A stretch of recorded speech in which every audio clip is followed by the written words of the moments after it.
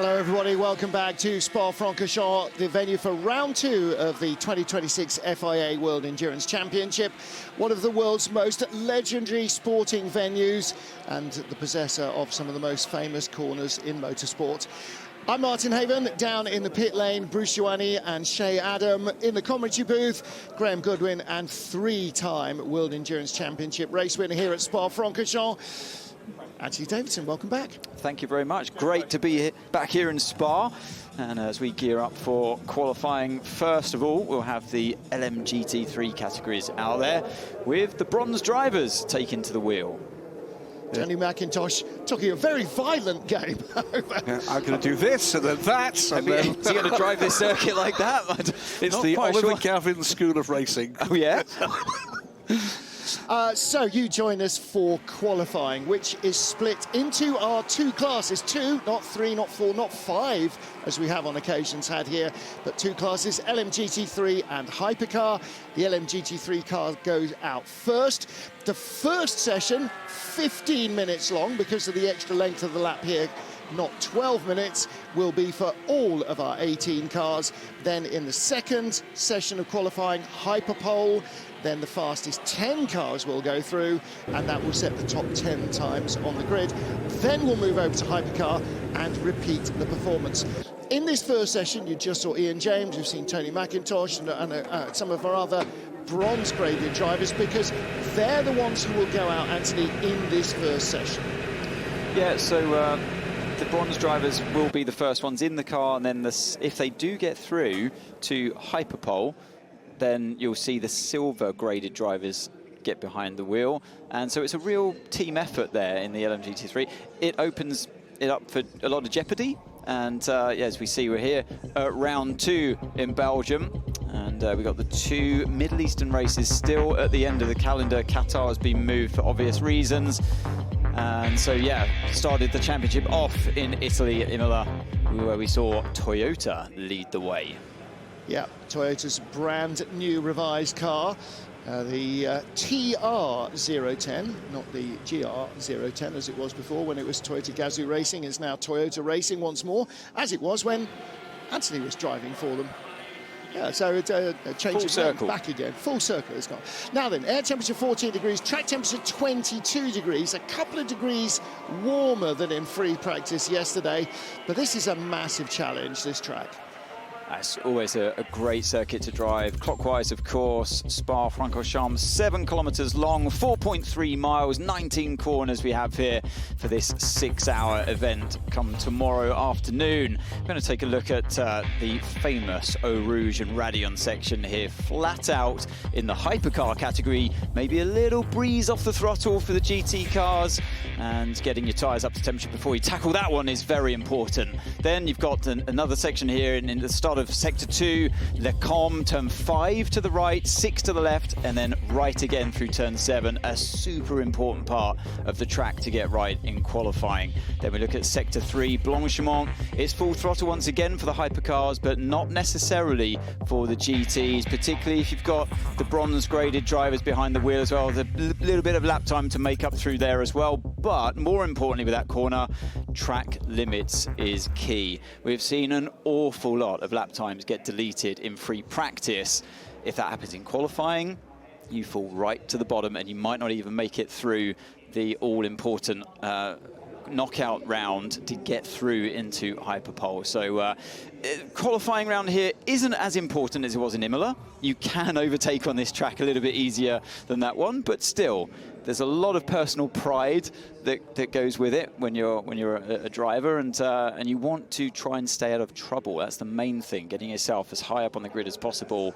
That's what this collective car crew is going to be trying to achieve here in LMGT3. And the key thing to remember, Graham Goodwin, is that in this first 15 minutes, actually nobody cares who's fastest. Nope. It's who makes it into the top 10. So we will be looking at who is on the bubble of that top 10. And again, Anthony, in free practice, some of the drivers were saying this morning, free practice, it could take 10 or 15 minutes for track limits warnings to come through. Well, that's not going to cut it here. We need to know immediately. Yeah, they've got to be careful. They do. It's Eagle Medium with the new tyre regulations we've got in LMGT3 for this season. We hope we don't need the wet this afternoon. doesn't look as if we will. They're going to have to put something on the 87, although that's not going too far. Lots of problems, Graham, wasn't there, for the Lexus crew in Imola? Do you reckon they've turned things around? Well, they did have another hiccup, didn't they, in free practice with Tom Van Rompuy losing a wheel. They got a penalty for that, and a fine for that, an unsafe release. One of two cars, by the way, the 79 AMG, with new colours for this race. 79 in this spectacular flame livery. You'll get a chance to see the second commemorative livery that the 69 BMW from WRT is carrying, I'm sure, a little later in the session. The 1986 Spa 24 Hours winning livery. One of the drivers on that car, by the way, Thierry Tassin, who is here running the Hypercar program for Team WRT, and he was talking about it, he said, terrifyingly, that was 40 years ago, and he said, I'm only 41. Yes, indeed. And by the way, Reed broke his arm during that 1986 win in Spa 24 Hours. He'd broken it in a Formula 3000 race earlier in the year. So it's, remember, 18 cars, 2 cars per make, across what is now 9 teams. Not all branded exactly the same way. Here's the Ford Mustang. What a brute this thing is.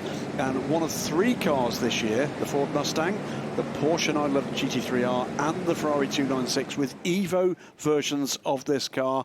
And it's more to learn for them at a very different track. You see there the 69 car moving off the all-over white livery. Lots to learn about these cars at a very different track from Imola. The number 92 car is getting wheeled out there into the pit box. Had problems during the final practice session, FP3. It was a puncture. So Richie Leakes went, OK, because it was like the Dakar rally, there was gravel everywhere. He picked up a puncture and just parked it up, down at Bruxelles. And that's experience coming into play there as well. The last thing you want to do is go ripping the bodywork to pieces, trying to carry a punctured car back to the pits. And yeah, we said, very long circuit here, 7 kilometres, 4.3 miles long. So I think he did the right thing towards the end of the session, peeling off. And there we go. That is a message that we all feel in the racing world, no matter who you drive for, who you're associated with. Alex Zanardi was an absolute hero. Obviously drove for BMW in touring car, and an absolute legend, and everyone feels that message. Well done, BMW, and thank you. Yes, on the front of all 4 of their cars this weekend on the grille for both the 32 and 69, and on the front wheel cover on the hypercars. Amazing man, amazing career, amazing life. Yeah, absolutely.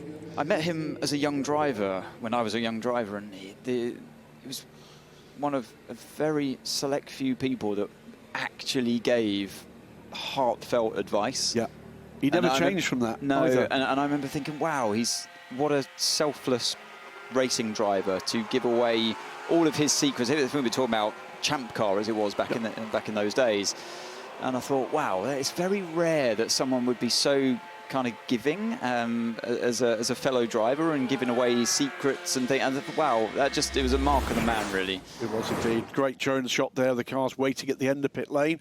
We're about a minute to go, Martin, from releasing the cars. 1 minute. Under 1 minute to the start of the LMGT3 qualifying session.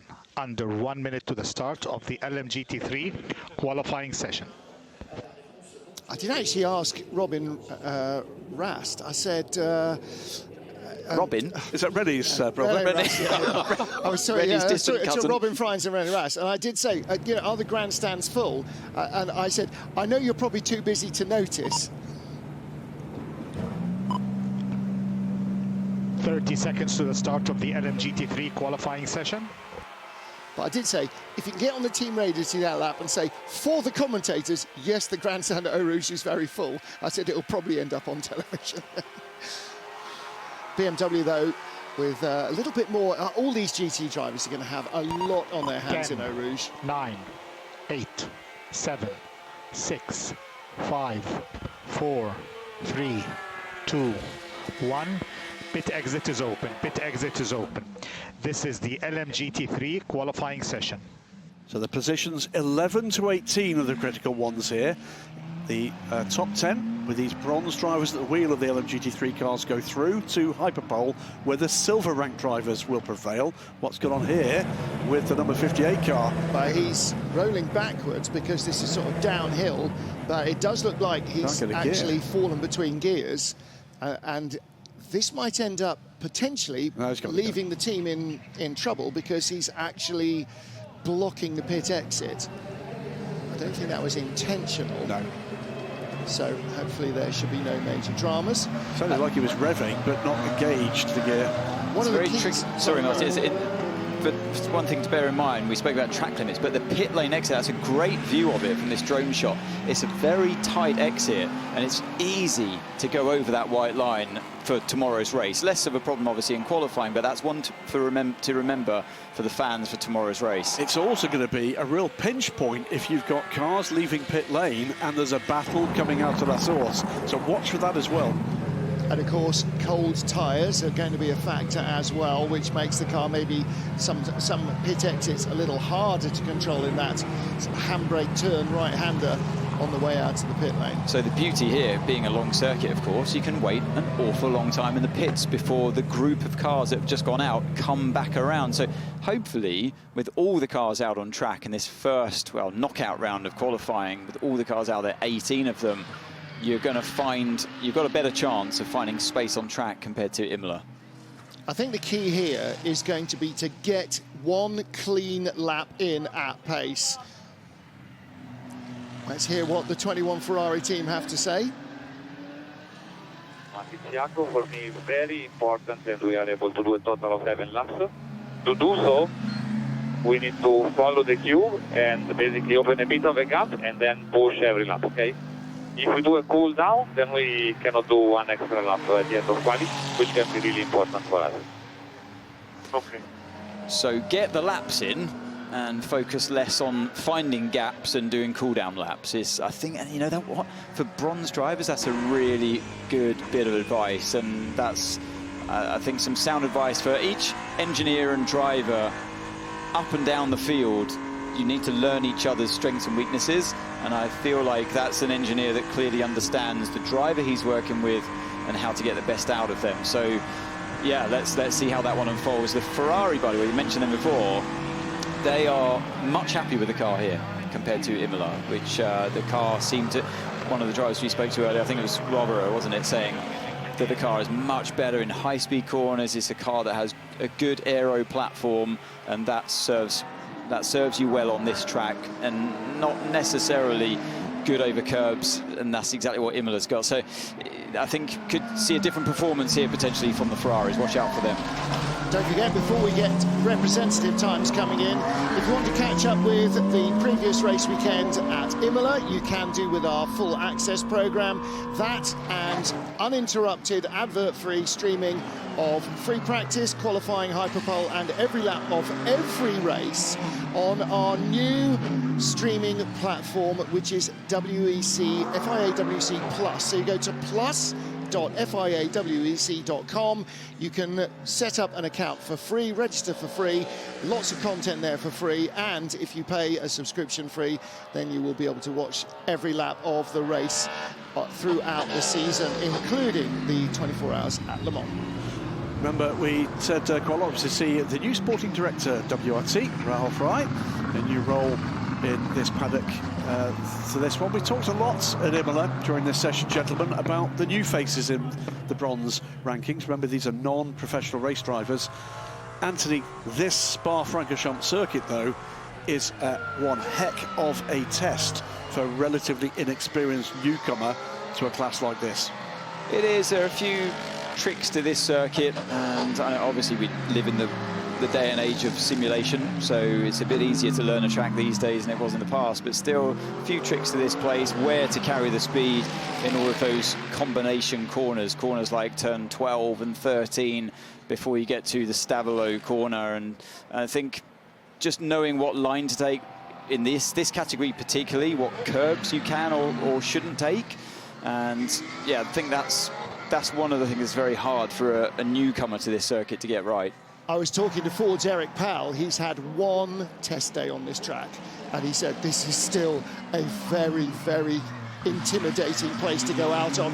But he's got to go out there. He's got to produce a qualifying lap in that car. Otherwise, it won't go through into hyperpole. It won't be in the top 10.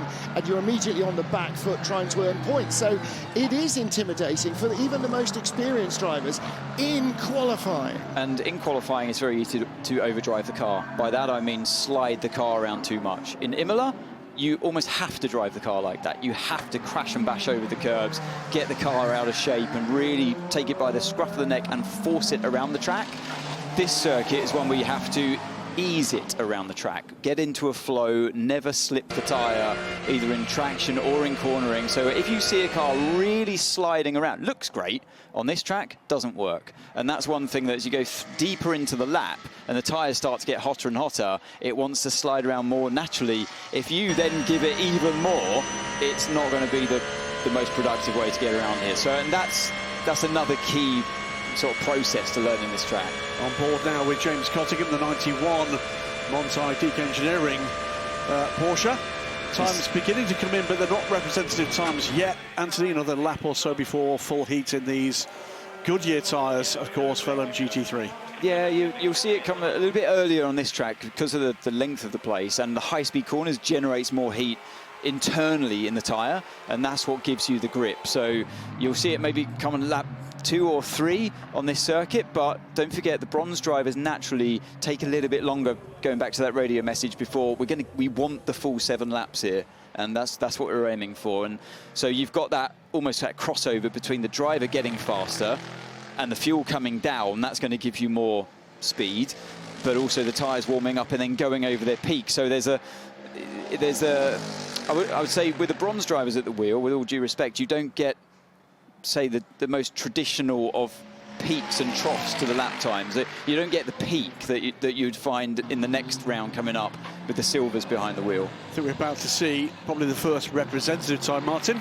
Not really interested in whether Francois Heriot or Petro Umbraresco goes fastest. Look on the graphics, the elimination zone, that's the key. Who is 10th? Who is in the top 10, they go through into the next session. If you finish 11th or below, that's where you're starting the race. So you're looking at the 2 Mercedes, the 2 Aston Martins, the 2 Fords, yet to set anything approaching a representative time. Some of them hung back in the pit lane a little, some went out a little later than their rivals. So you've got laps coming in. So here's the Aston Martin of Ian James, the 27 car down there in 15th position. It's important now that he gets a clean lap in. We've already seen 1 track limit for Tony McIntosh in the number 69 BMW from Team WRT. So that's dropped back down out of the top 10, having set a quicker time. It's got to be quick and clean. And Anthony, at the end of the lap, if you run out wide, out of the bus stop, not only if you incur track limits does it ruin the lap you're finishing, it ruins the lap you're about to start as well. So you lose 2 laps for that 1 track limit infringement. Yeah, absolutely. It's a tricky braking zone anyway. You see Ian James coming up to that now in the Aston Martin. So you get the braking zone right, hook it up through the right of 18. It's an awkward change of direction in these big heavy cars, and that looked very close, doesn't it? That's how easily done it is. So like you said, if you were to go over all 4 wheels over the white line on the exit of the final corner of 19, this lap he's on as well, just starting, will be eradicated. So you're losing 2 laps in a row, and you can't afford to do that with only 6 minutes remaining. So both Astons there pinged up into the top 10. The 2 McLarens, 11th and 12th, they were the fastest 2 cars in free practice 3, but not with time set by their bronze drivers. So they may not be able to replicate that. So looking now on board with the Garage 59 car. This is the car of Alexander West, the number 58 car. He's on his way around. Big reshuffles in the order, but we are getting in the last 5.5 minutes the point where we are focusing very much on 11th through 18th and the cars that will be doing no more this afternoon. So for West here, we were riding on board with momentarily, and there's the other McLaren. Both those drivers, because we saw the speed of that car in FP3, we know it's one of the fastest cars out there, if not the fastest on this track. They carry that weight of responsibility with them right now on these laps to get out of the elimination zone. So still in the elimination zone, the Ben Monti car with Yasser Shaheen, part of racing's Great Newell, cycles back round. Shaheen's lost a lap time as well, so he's dropped right down. So he has not got a clean time, nor has Tony McIntosh. Alexander West, he was more than 1.6 away at the end of Sector 2. He was 1.8 seconds away, still 1.8 away, so not quite enough. Behind him, Antares out, behind Tony McIntosh. So McIntosh in the BMW. No, That neither. lap he'd obviously incurred track limits earlier in the lap, so that didn't push him up. So neither the BMW nor the McLarens moved up there. Yeah, Andrew Cocotti looking on with concern, I think, there. Here's the 79 Mercedes-AMG from Iron Lynx. Johannes Elger in this extraordinary flame-liveried orange and black livery for the 79. It's 15th there before the start of this lap. Where is he now? And the answer is still not good enough. Great Newell, he's 12th, he's in the final sector. What about the number 23 Aston Martin? Here it comes. Again, first ever qualifying session here, not just in WEC, he qualified in Imola, but well, not as good as his previous best lap, so 2.1 seconds away, so he remains outside the top 20. Tom van Rompuy in the number 78 Lexus is the man in the drop zone, and Darren Leung not safe either. What about Alexander West? Another lap, but not as quick in Sector 1. Goes by the Racing Team Turkey Corvette, which is also out of the running at the moment. I agree, Graham. I think pretty anxious faces down in Garage 59 who run these two McLarens, and they'll be watching their driver Alexander West as we ride on board once again into 12 and a little bit of oversteer before committing to that corner, and that put him slightly out of kilter for the next left that follows. Let's see how we get on as we come through this next right-hand corner of turn 14, Stavolo. We come to the end of Sector 2. Watch at the bottom left of your screen. That's going to pop up. So a personal best, but is it going to be enough to get out of that P11 where he sits at the moment? Well, if he can remain only 1.5 off the fastest lap, then that will bump him ahead of Van Rompuy, but not as high as Darren Leung. So he needs to keep the pace up, Anthony. Yeah, he's got a car in front as well. He might be picking up a little bit of a slipstream from there, but it won't be enough.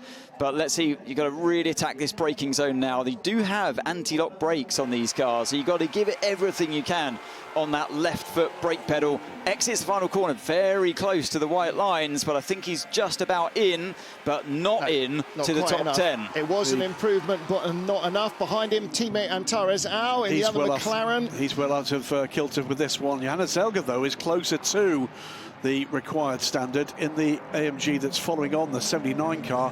Where is he? Yeah, no, I'm afraid he's had a poor middle sector as well. He's not going to make it. He could be close. Let's see how close he is. Yeah, Zelga was really pushing on through Blanchimont, and that looked like a pretty decent change of direction as well through the final chicane. He does need to find 9/10 of a second compared to his previous best lap, and it's not enough. 2.6 back. What about Yasser Shaheen? He's at the moment with that track limits lap propping this up, but it's a much, much better lap for the Ben Montai car, the number 92 car that was in trouble in FP3 with that puncher. Well, he's had quick laps, just none of them have not involved track limits. This must be clean, or he will start last in the field. So his first sector was 4/10 down compared to the best in Sector 1. Second sector, not even a personal best for him. So I'm not confident. But on the split, only 1.4 back. So if he can keep this clean to the line, then that should put him into the top 10 at the expense of the Lexus number 78 of Tom van Rompuy. He's got to have the cleanest of bus stop chicanes here and really get that braking zone nailed here. You see the front of the car dip down, but he doesn't give himself enough track. He didn't use all the width of the circuit before turning into turn 18. So that clearly wasn't optimized, but is it enough to get him through? Close enough, and is it clean? It's not close enough. Not quite enough. 1600ths away. What about Alexander West in the McLaren? A better first sector, and he again is only, 0.1, 0.15 of a second away. This is very close, over 7 kilometres. Yeah, Blake McDonald as well in the number 33 Corvette. He'll be disappointed with form so far. Zelga, he's going quicker than he's been before in that 79 car. It's this middle sector that's catching him out. It's the one that's hard work, isn't it? There's a lot of weight in these cars moving from one direction to another at high speed over the curbs. It looked decent to me. He's going to get one more go at this, by the way, Alex West. He might need to as well. He's not quite enough again. 700ths away. That's perilously close. Blake McDonald behind in the Corvette. That's the chrome car. No, he's in. No. So let's have a look at Zelga. He's the next one coming through, and he's on a bit of a flyer himself. He's done 2 personal bests. but he does need to find nearly 9/10 of a second. Yeah, it's got to be have to be a flyer in this third sector. Car squirming under braking as he comes into the bus stop. Yeah, really attack that curb on the right-hand side. That's how it's done. Get the car as straight as possible, send it to the line. What's it going to be for Zelga? Not even a personal best in the final sector. What went wrong in that final sector? Don't quite know. The chicane looked okay. But maybe something happened on the exit of Stavolo. The one to watch in these dying moments of the session, the checkered flag is out, is this car. He's off. Not even pushing. He's clearly bailed, hasn't he? Yasser Shaheen, he is in 12th. Alexander West still on another lap. He is on a good one as well. Green first sector means he is quicker on his first lap. And don't forget, he was 700ths away. I haven't got the tyre. Go for it anyway. Here we go then. You know, you're not in the top 10. You have to go for it now. Shoot for the stars. Comes out of Jackie X corner turn 9 through Pouon. Keep that momentum. Through turn 11 he goes on the exit of Pouon. Now, this is the part of the track he needs to get right. The second sector, there's so much time to be made up here. There may be track limits there. There may be track limits there. It hasn't been notified immediately, but this is going to be very close nevertheless. It is him or Tom van Rompuy. Yeah, if it was all four wheels over the white line, then that lap will inevitably be deleted. And it's not even a personal best sector for him, so I doubt this would have seen him through anyway, as a bit of a silver lining if this lap is deleted. But the first sector was quicker, and he only had to find 700ths of a second in 7 kilometres. So all he's got to do is kind of maintain his pace here. He should be very close still at the end of the lap. Coming towards the bus stop. Last car that can reasonably improve. Very different qualifying session. Pretty much nobody improving from the drop zone in the last 5-6 minutes of this session. He comes to the line. Man across the line. Alexander West does not find the time he needs, and so he will start in 11th place. Yasser Shaheen in 12th. There's Yasser's car, and then Gray Newell, McDonald, and Thomas Floor down in the 54 Ferrari in 18th place, but the 21 car does get through. So going through the top 10, both Lexuses, both Ford Mustangs, and one each from Mercedes and Corvette and Porsche and Ferrari and Aston Martin and BMW, but neither McLaren going through. And Anthony, this format of racing where you've got 3 different categories of driver means that it's your overall performance that decides the race, but it is the bronze driver that makes the difference in the first round of qualifying. Yeah, it is, and also, you know, they can make the difference in the race as well. If it's an uninterrupted race in terms of safety cars, for example, then you really need, I've always said, they're the backbone of the performance of your collective car crew. And I think we know that the McLaren had the speed.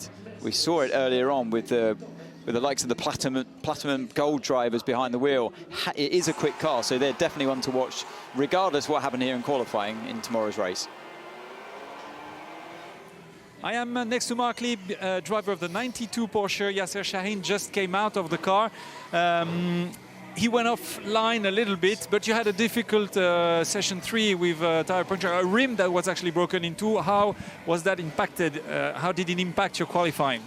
Well, so far it was a bit messy, our preparation, to be honest, but we are glad it happened in the practice. We still have to analyze what happened in the practice session, the last one. With the rim, this was a bit exotic, I would say. Luckily, no damage on the car. For Yasser now, I would say, looking from outside and hearing the radio, it was a bit of a messy session with track limits. Obviously, we are pushing on the limit, and he's pushing on the limit and want to deliver for the team. And especially in Spa, it's so easy to get a track limit. But we stay close as a group, and we try to prepare the race, and we hope to come back in the race. Thank you. And for P12 is possible. So good luck. Everything is possible. Thank you.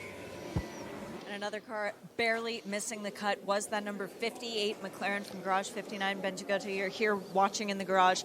Does it help at all to know that your McLaren is still fast enough in the race from what we saw in practice, that qualifying isn't everything? Yeah, I mean, it's still a 6-hour race. Alex did a really great job, just missed out, but it's a big step up to the performance in Imola. So yeah, really proud of him. I think the team have done a really good job on the car. I think the race pace will be good. So yeah, we still got a long way to go tomorrow, but unfortunate to just miss out. I think it was 600s in the end, but he did a really good job. So yeah, looking forward to tomorrow. Yeah, better luck tomorrow. Thank you. Cheers. Yeah, it's a big turnaround, isn't it, from McLaren? Look, in two ways. One is Benji's absolutely right. Much better run from Alex West just outside there. They're the 10 that make it. Tom Van Rompuy will be delighted to have got there because he was on the bubble for a long time at the end of that session. Lexus, who looked great at the very beginning of the race and then both failed with different faults very early in the race. They topped the times for that, but there are the 8 Martin Haven that have taken the drop zone. Yeah, and that's where they'll start on the grid, 11th to 18th down. So they now know where they're going to start. For the remaining 10 drivers, they are now not the bronze driver, but the silver driver. You can see how close the gaps were. 67 thousandths for Alex West. And Yasser Shaheen just 1400s back. He had quicker laps, but they weren't clean enough. And Tarazan, the other McLaren, 3500s back. Johannes Zelger, 8 tenths back, 9 tenths back for Tony McIntosh. Again, you're looking at drivers here who don't have so much experience of these cars, of this series. And remember, and Tarazan, it wasn't him that set pole position last time, but that car did. So whatever happens, we're going to have a different pole setter this weekend than we did at Imola, because the pole setting car did not make the cuts. And here are the drivers who qualified their cars to go through, but none of these will be in them now because these are all the bronze graded drivers. They hand over in the next stage of qualifying to Hyperpole, and that will be the silver graded driver. When we get into Hypercar, it's have at it, boys. Whoever wants to drive drives. But here it must be the bronze driver in the first session. It may only be the silver in the Hyperpole session. Well, let's get down to the BMW garage, car number 69. Tony McIntosh was out in that session. Let's hear from him. And I'm next to Tony McIntosh in the WRT BMW garage.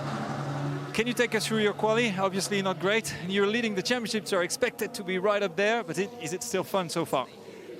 Yeah, so we left with a great win in Imola, and we're leading the championship, so it's kind of a double whammy. When you're leading the championship and you won the last race, you're going to have some, you know, your car's going to be a little bit more challenging the next time you race it. I don't think I was quite ready for how challenging it was, and I give it to the team that we absolutely did everything we could.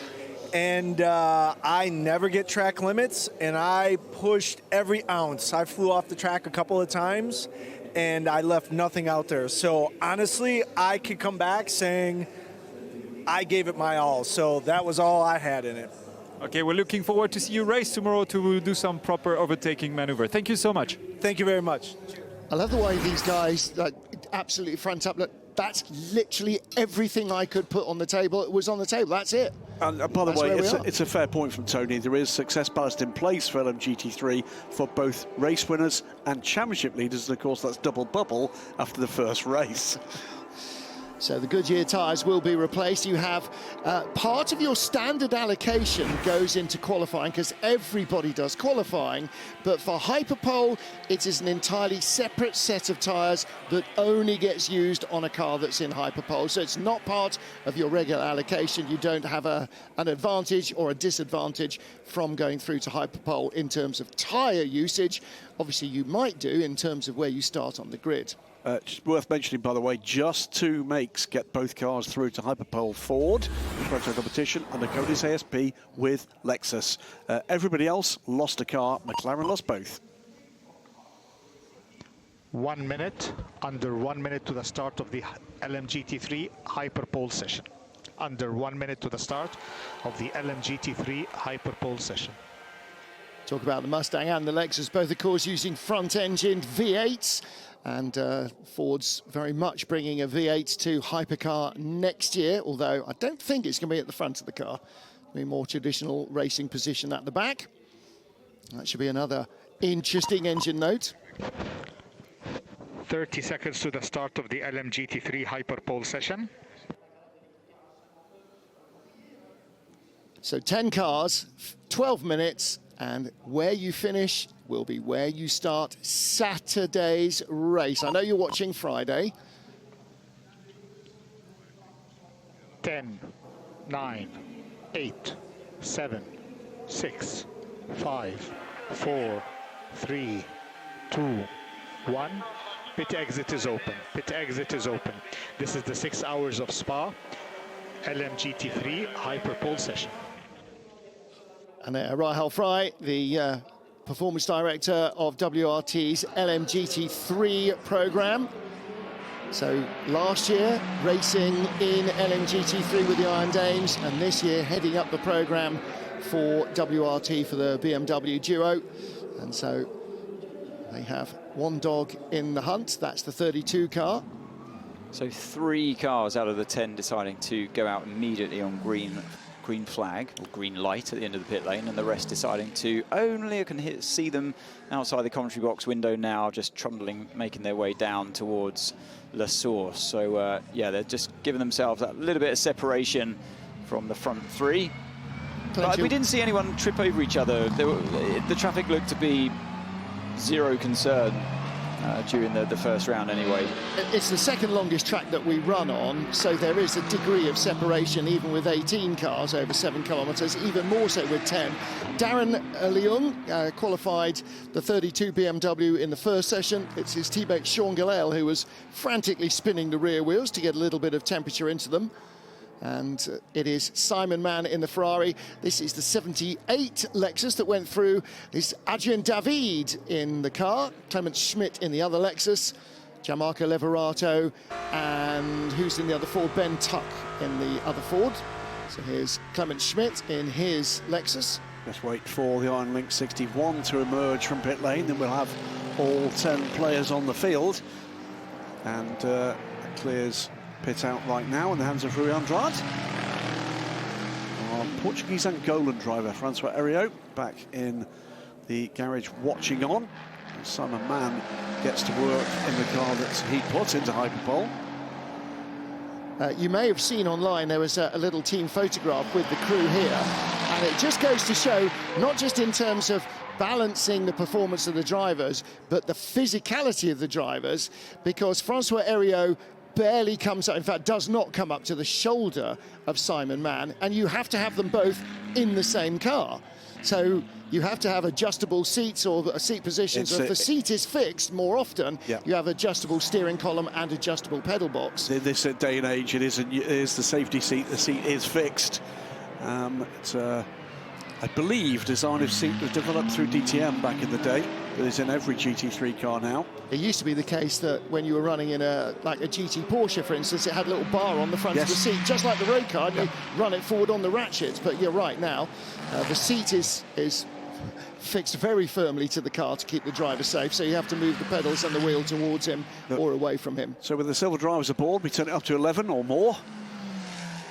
And, times will come just that little bit more quickly as well.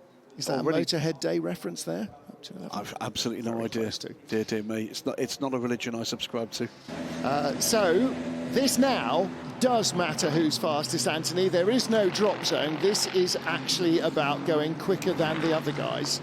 Yeah, and you can immediately see as well there's more track usage right up to the white line before turning into turn 8 here for Schmidt as we ride on board the car number 87, hug the inside of turn 8, down the hill towards Jackie Ick's corner, turn 9, use a bit of curb on the inside, but not too much, but everything on the exit right up to the gravel trap that they've put in there, and that's kind of self-policing for track limits, so there's not one to be concerned about track limits.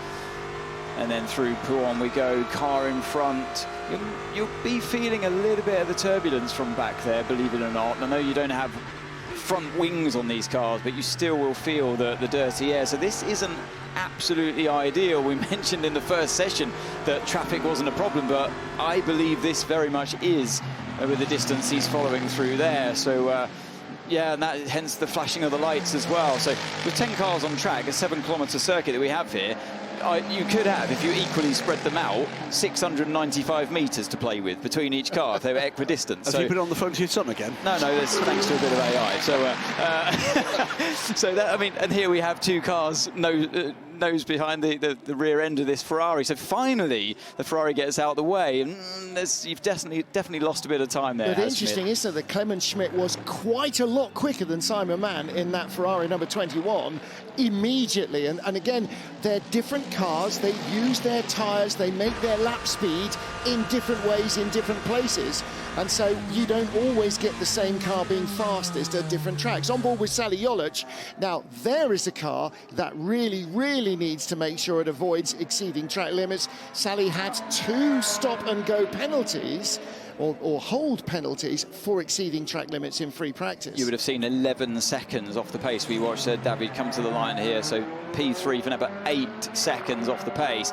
So what we saw with the car in front as well, the Corvette, a very slow entry into turn 18, hooking it up through 19, that wide exit to open up. This lap is critical for the cars we've just seen go past the pit straight. Well, we've had one quick lap in so far, Clement Schmidt in the Lexus 2:16, but these should be more representative. And that's another one. See how you make that wide arc? So he wasn't on a push lap there, but starts it now. See, 10 seconds off. Although it's 3 lots of personal bests, forget about that. This is the lap that will count, and the driver knows that. That's why they went for a wide arc before starting, but unfortunately just missed the apex of turn 1 at La Source. The personal best only means that he was quicker than his out lap. Exactly. Yeah, so Clement Schmidt, again, 2:16 will not be a pole time. Well, may not be a pole time. Gianmarco Lavorato, again, 10 seconds off, so bringing the speed in the 77 car. 91, Timo Boguslavski. Watch the Manthai DK Engineering car. Of course, James Cottingham took that through. So Boguslavski, 8.7 seconds away. Again, a moderately fast warm lap rather than a push lap. Rui Andrade in the Mercedes, 3 seconds back, so that's a 2:19, 2:20.1 in fact. And you can see the other Lexus, number 78.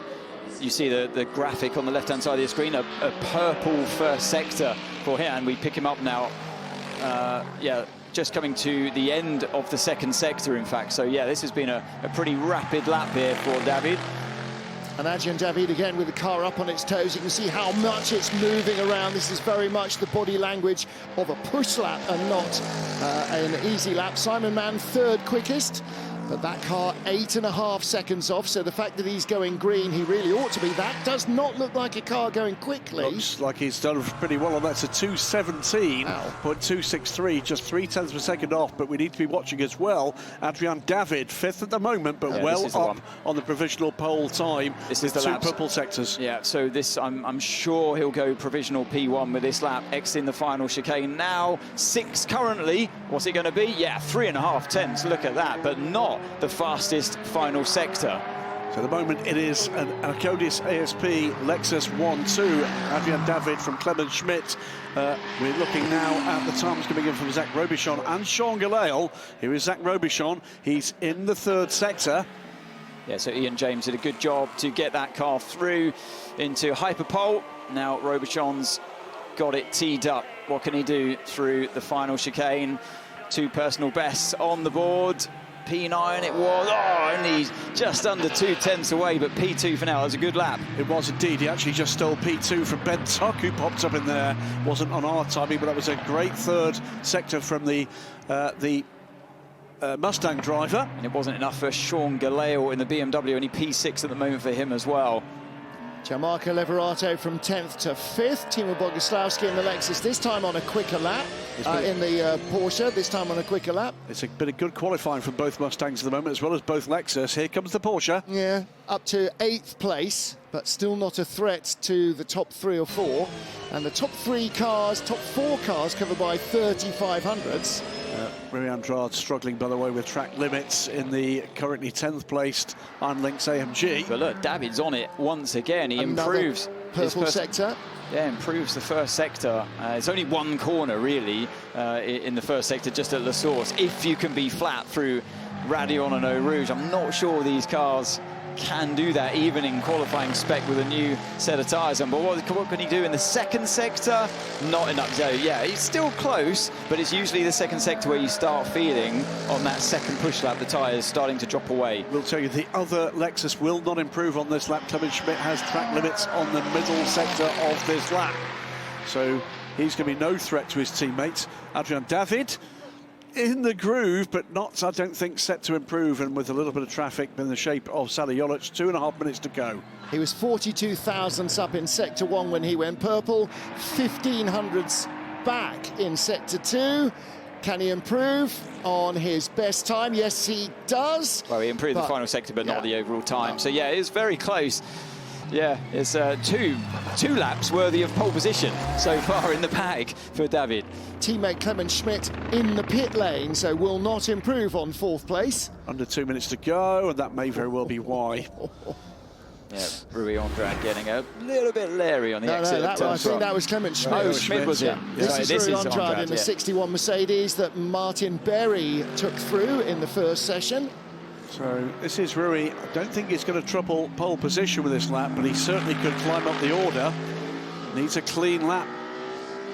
I mean, he's 3.5 seconds off. Has not posted a meaningful lap in the session as yet. He was 0.48 off. He's 0.76 off now. So this could still be a top half dozen lap if he gets it together in the final sector. Yeah, it's looked clean. He's kept it within track limits so far on this lap, but 7.5 tenths away. I'm pretty sure he's not going to be troubling the front 2 or 3 positions on the grid at least. Yeah. Does he put it on row 3 of the grid? Rui Andrade currently in 10th place. This needs to be a quicker lap. That was very close on the white line. Not entirely sure that that was safe. 9 tenths back, so an improvement to 8th place if it remains a legal lap. A much better effort, 2.5 seconds quicker than he'd been before in the session legally. 40 seconds to go in the session. Is there any fight left in it? Nobody with a quicker sector at the moment, so you would suggest that nobody's going to go quicker. Yeah, so it's typical that you see the silver, golds and the platinum drivers use more from the tyre earlier on. So I'm not surprised on this track to see them, the die away, the drop off of the tyre happening quicker than how we saw it unfold in the first session. Graham Goodwin, who was on pole in Imola? It was McLaren. It was Antero Sau and Tom Fleming. Well, we might need to stand by for another sweary Adrian David interview in a moment or two, because if he thought that the lap that he put together in Imola was king quick, he might think that this one is even more quick. Watching Sean Gillale, by the way, reasonably quick first sector for the car that's currently in 6th. Not sure he's on it here. No, I don't, it's not as good as anything he's lifted off. He's done. I think everybody is heading into the pit lane. So it will be pole position for Lexus number 78. Sharing the front row will be the 27 Aston Martin. Ben Tuck putting the 77 Ford into 3rd on the grid, and Lexus will go 1st and 4th. There's Tom van Rompuy congratulating his teammates. That's a very happy Acodis ASP squad. 2 cars in the top 2 rows of the grid. Yeah, they had such disappointment in Imola on race day at least, where the cars were, well, they had their technical troubles, didn't they? But that was some cracking qualifying laps from David there, and well, and his teammates. Well, I still think that Schmidt would have been higher up if he didn't have that traffic on the first lap, because that's when he decided to push for it. It's another example, isn't it, of why we say look at the bottom of the timing in that first session. Tom van Rompuy sat on the bubble longer than any car I can remember in the Hyperpole era. They got it through though to the Hyperpole session, and it was then left to Adrian David to convert that into what is a pole position for Lexus. Well, Graham, you and I have seen a lot of this young man in European Le Mans series. He is absolutely a winner. Oh yeah, and a proper LMP3 star in an LMP3 car. Now, clearly, also a star in an LMGT3 car as well. So, qualified strongly in Imola, qualifies most strongly here as he puts Lexus on pole position for the 6 hours of Spa. He drags back a single point as well from a disastrous weekend for the team in Imola. They'll be looking to sweep away those memories, with both cars failing in different ways on the very same lap. But there's no doubt about it, this Lexus, she may be a little bit of an old lady, but she's still got some fight. Yeah, I mean, and from where they were at the beginning of LMGT3 3 seasons ago to where they are now, this team has worked so strongly with that car. Lexus 1st and 4th, Ford Mustangs 3rd and 5th, and only the 27 Aston Martin of Ian James and Zach Robichon interrupting that domination of the V8 engine cars at the front. Then the 21 Ferrari lines up in 6th ahead of the 32 BMW and the 61 Mercedes. Really good qualifying result from those guys ahead of the 91 Porsche and the 34 Corvette. So those are the top 10 positions on the grid. We'll head down to the Proton competition garage and catch up with our Ford driver, Ben Tuck. And I am next to Ben Tuck, driver of the 77 Ford Mustang. You must be delighted. That's a great performance. Yeah, really happy. From where we started in FP1, we were actually last. So yeah, the team worked really, really hard overnight, especially for FP3. We made a lot of changes, and yeah, now the car feels really good. So really, really happy. Thank you to Ford Racing, Proton for the hard work. Is there kind of a momentum going now since the Hypercar program's coming together? Is there a bigger push? Can you feel that? Yeah, and especially as well, the Evo package for the GT3 feels really good. We made some good changes, especially on the front end. You can see the flicks as well on the bumper. Yeah, so it's feeling good. Excellent. Good job. Thank you. Thank you very much. Really good stuff from Proton Competition. And again, you think of the first season in LMGT3 with those cars regularly setting lights to themselves. The exhaust system had to be kind of rethought out and reconstructed. And certainly that Evolution version of the car is going really well. And yeah, it might be the final season in LMGT3 for the Lexus, but it's not going down without a fight, is it? It's not heading quietly into retirement. It's a crowd pleaser, isn't it? It's a big traditional GT car and beloved of the fan base, trackside and online. And yeah, we saw already the pace it had. Remember the early laps before the failures of the cars, with both cars dancing around behind Antarasau in the early laps at Imola. Yeah, it's a shame we saw them go out so early in that race. Well, at least one of the cars early on in the race in Imola, because I think they had and have shown once again they've got such potential. So fingers crossed they can have a more reliable weekend. We got some good news. Go on. We've got more of this to come. There's another qualifying session and Hyperpole to come, but this time it's Hypercar. 17 cars, 7 will not make the cuts in this next 15-minute session, and then 10 for the pole position, the point and the glory. And that's just this year. Don't forget that next season, when we have 2 Fords and 2 McLarens, there'll be 19 cars going in, and only 10 of them will go into Hyperpole. And of course, only 10 of them will count for points. Might be 19. Might be 19. We'll wait and see. We'll wait and see. Okay, so the tyre choices this weekend from Michelin are the soft or the medium, and the soft for cooler temperatures. The medium might be more of a race factor. Hopefully the wet weather tyre will not be, Anthony. And whoever gets through to Hyperpole today, Michelin have decided that it should be the medium tyre that they use. Correct.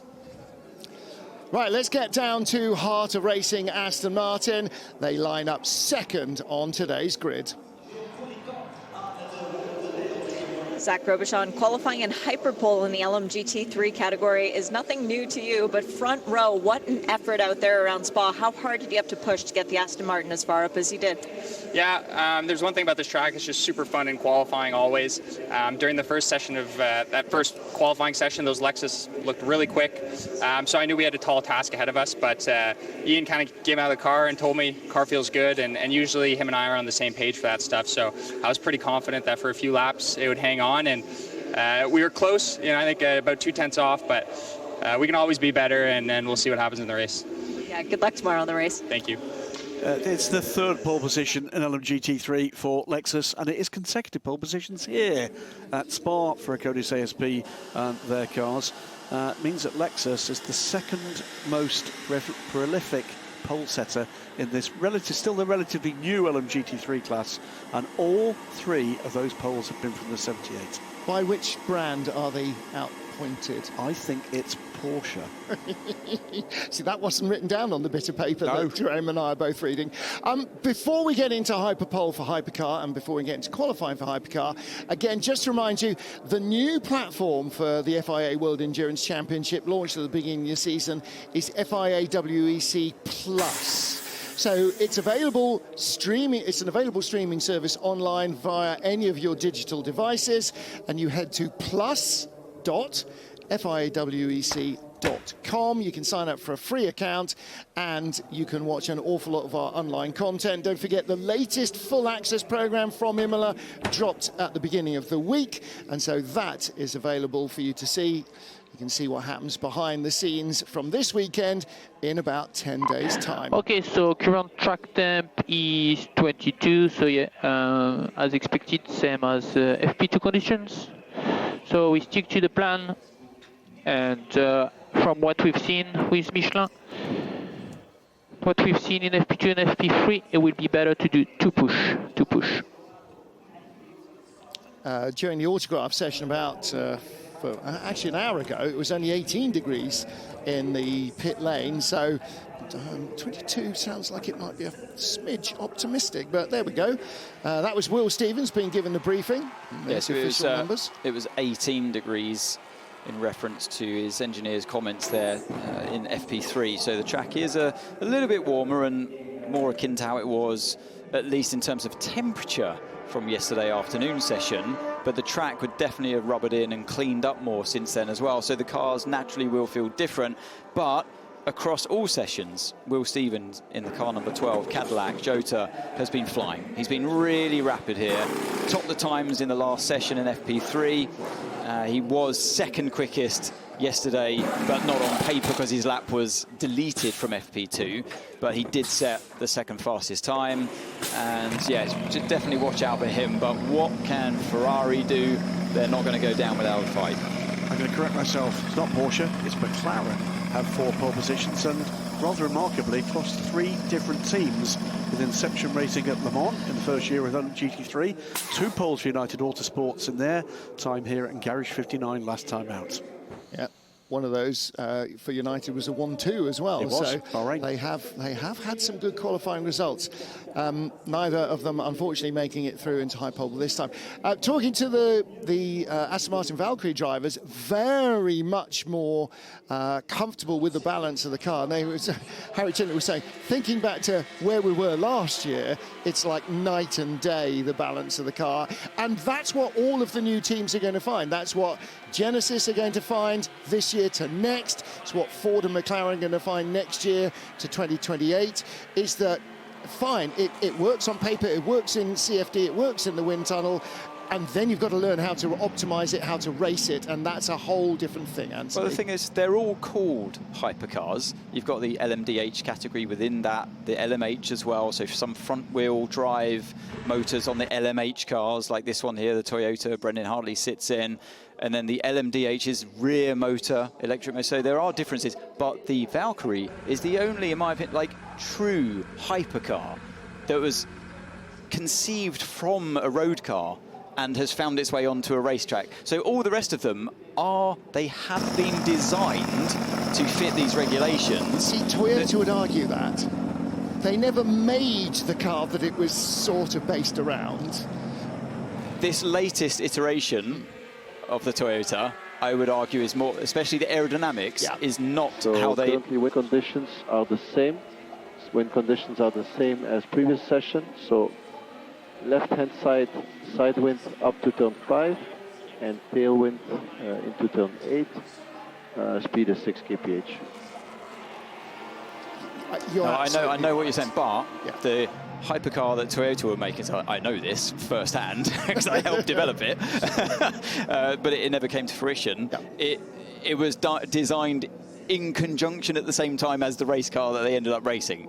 So, but the Valkyrie, as we know, it very much was a road car first. So that's just my point. That it's really the only true hypercar on the grid. So to rework a track car to become a racing car has been a massive challenge for everybody involved. And here we have the results. Already the car is a joy to drive, speaking to the drivers compared to last year. What good dramas could we be seeing from that effort in the next 15 minutes? We're about a minute away from the start of qualifying. 1 minute, under 1 minute to the start of the Hypercar qualifying session. Under 1 minute to the start of the Hypercar qualifying session. I think the big unknown is the Toyota, because it looked not lamentably slow, but significantly behind where we sort of expected Toyota to be in free practice. Whether that is them really working on race setup and ignoring qualifying sim runs or not, we're going to find out. 30 seconds, under 30 seconds to the start of the Hypercar qualifying session. So just to reiterate, all 17 cars on track at the same time for 15 minutes. Fastest 10 progress to Hyperpole. That's the deal. 10, 9, 8, 7, 6, 5, 4, 3, 2, 1. Pit exit is open. Pit exit is open. This is the 6 hours of Spa Hypercar qualifying session. Finally, the number 7 Toyota does just sort of roll away. You can see the 2 Aston Martin Valkyries further down the pit lane, waiting to leave. Here's the 2 BMWs.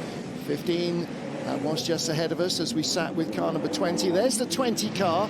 Easy to tell the difference. 15 is in the traditional BMW motorsport colours, and the 20 car, the black, yellow, red and white of Shell Oils. So the hypercars naturally rely more on aerodynamics than the LMGT3 category we were watching before. So therefore they need an even bigger spread between the cars because of the turbulence. It's not that critical in sports car racing, generally speaking, compared to, say, single-seaters with the exposed wings. We've already got a spin out on track. That's at the top of Eau Rouge and Radeon.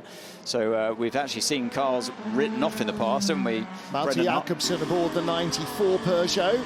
Yeah, but you know what? It's a very tricky outlap, this circuit, on cold tyres, and Jakobsen, I fear, will be carrying a few flat spots there. And we saw very much less of that effect in LMGT3 because the car is more mechanical grip based. These cars rely on the aero, and if you can't push fast enough on the tyre, you don't get that downforce. My tyres are dead.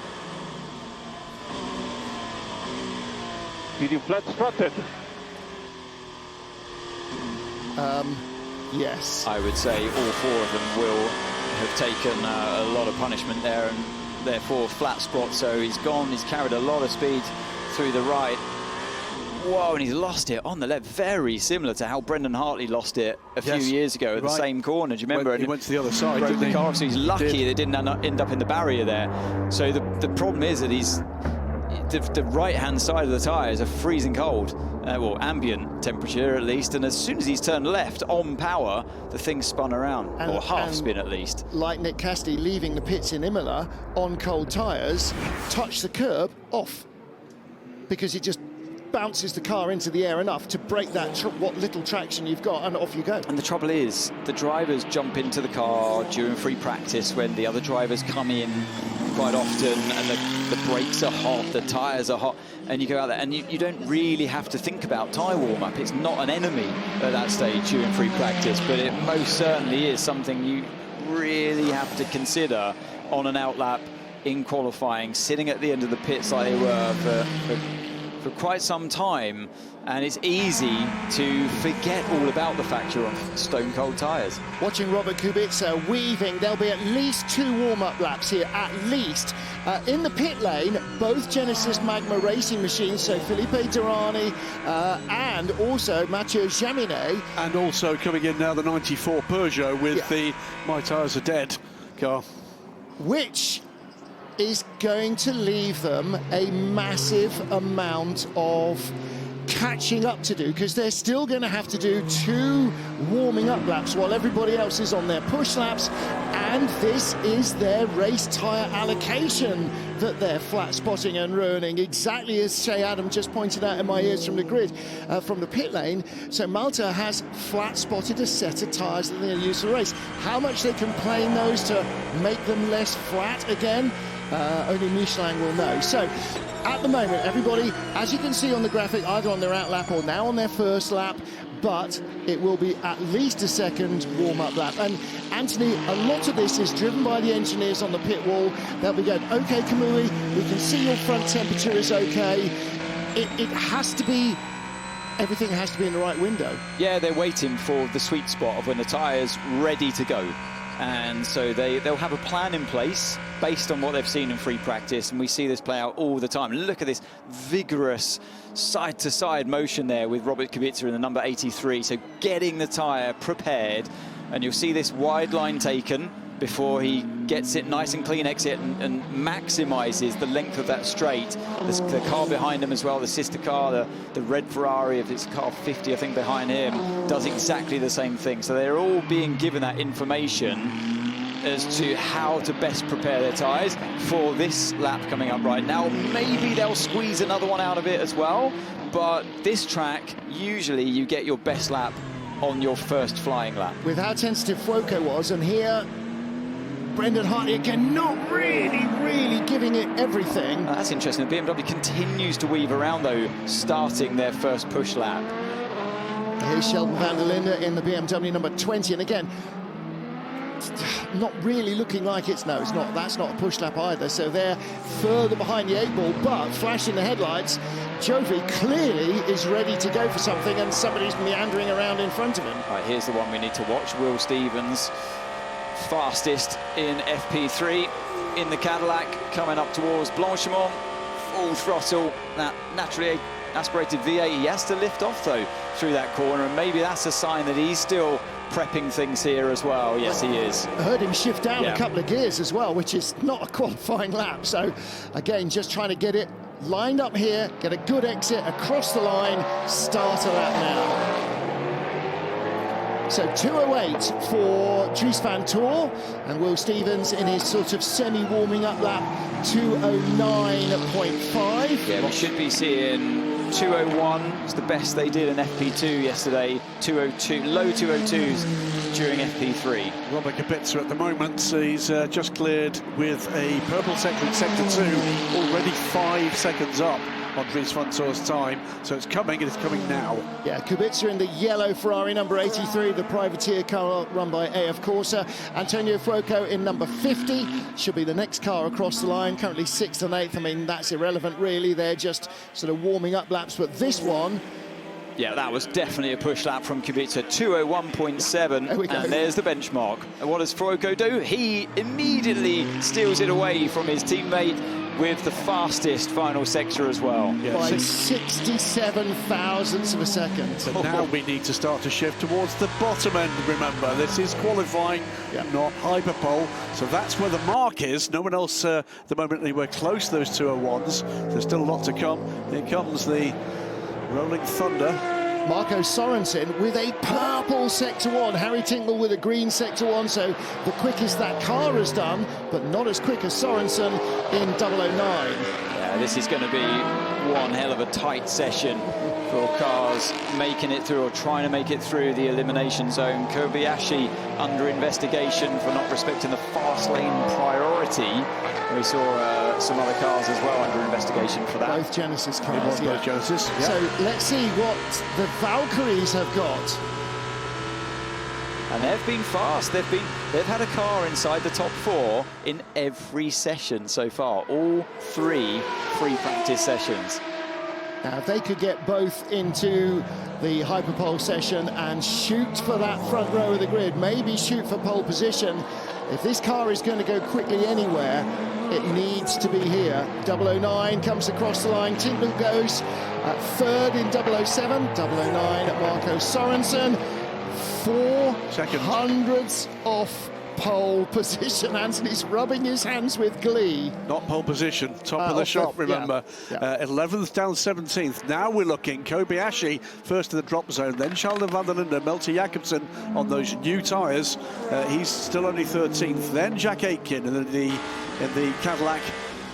The other Peugeot 2 in the hands of Stoffel van Dorn. Oh, and it looks really tentative into Paul there. That should be a flowing corner. And as Stoffel just tried to ease the car into the corner, it really complained and did the same thing here into turn 12. It doesn't like that high-speed entry. Very, very, as a racing driver would describe, on the nose and a pointy car. So he's trying his best to keep the rear from trying to pivot round very quickly. It's so unnerving when you're sitting inside a car when it behaves like that. And neither of those Peugeots are in at the moment. Kobayashi, car number 7, he is 11th at the moment. Goes up to 3rd fastest, and that pushes out Sheldon van der Linde in car number 15. Beg your pardon, Stoffel van Dorn. No, who's in 15? Dries van Tor in 15, Sheldon van der Linde in 20, so neither BMW is in. So the 15 BMW goes second, pushes Kobayashi back one more place. Watch Charles Lacey as well, he needs that lap. The Alpines were very quick in free practice. Will Stevens gets pushed out of the overall order with Sheldon van der Linde up to 4th, Stoffel van Dorn up to 3rd, and Charles Lacey to the top. Yep, he hit that lap. Jack Aitken right down at the bottom, last in the caddy. Will Stevens only 13th. Both Alpines now in the top 10. So 007, Tinknell is out. Jack Aitken crosses the line. He's up into 8th place. That puts Giovinazzi out at the moment. Up Will Stevens up to 5th quickest. That puts Kubica down into the elimination zone. This is happening very quickly. Yeah, we said it would be rapid, so just keep watching that. Every car literally that comes to the line right now is improving. They're doing a personal best, and they're likely to get through to the top 10 in succession. So this is a ever-evolving thing. I'm intrigued to see what the Genesis can do here. Yeah.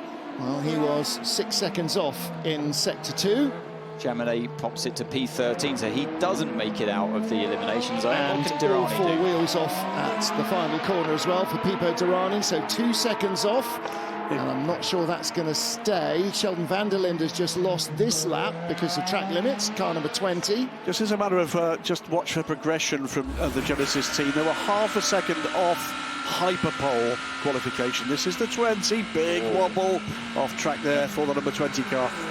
Taking too much curb in the compression. Well, he wasn't, was he? No, it's just the way the car bottomed out momentarily, and he had to back out of it because he could feel the rear coming round. So not an easy corner, or a couple of corners take flat. You know, when you've gone on the inside there, it doesn't matter how fast you are for the rest of the lap, you're going to lose it. 4 minutes to go, under 4 minutes to go. Kubica not in yet into Hyperpole. Giovinazzi the same. Both Genesis still down there. Harry Tinknell, Brendan Hartley in the number 8 Toyota. Harry Tinknell, the 007 Aston Martin, and lap, Malte Jacobsen. Sorry, Graham, that lap from Van Dorn just pop into P3. It said the car didn't look great to drive, but it's got the speed to be just 4 tenths away from the... That's bad news for the likes of Ferrari here in P11 and 12, because usually, with all due respect, you'd be betting on the likes of Peugeot. You'd be beating them through the elimination zone. So yeah, we see a Ferrari just coming out of the pits now, car 50. That's Antonio Fuoco. He's already in, and safely so, but Kubica, Giovinazzi, Giovinazzi, they need to make it through, don't they? 27 thousandths of a second is the gap between Hyperpole and the drop zone. Watching Harry Tinknell trying to get back in there. Malte Jacobsen's on a quick lap as well. That's clean on the exit of the final corner, out of the bus stop from Tinknell, enough to put him in. Out goes 009. Marco Sorensen needs a lap. Malte Jacobsen comes across the line. He's safe as well. So Kobayashi, both Toyotas are now out. Kubica out to 13th place. And 4 seconds off. What about Kobayashi? Kubica's not going to improve on this lap. Kobayashi, this is a vital lap. And 2 minutes remaining. There's one more lap.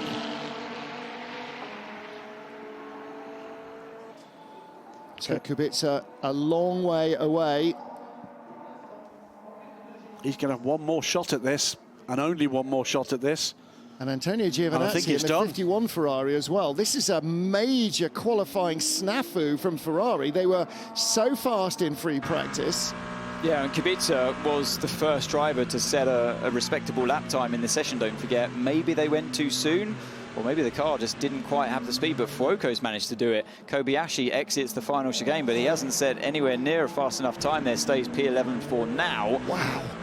What about Brendan Hartley in the sister car, number 8, 16th for now? He's still got 1.5 minutes to go, but he's backed out of this lap. No improvement.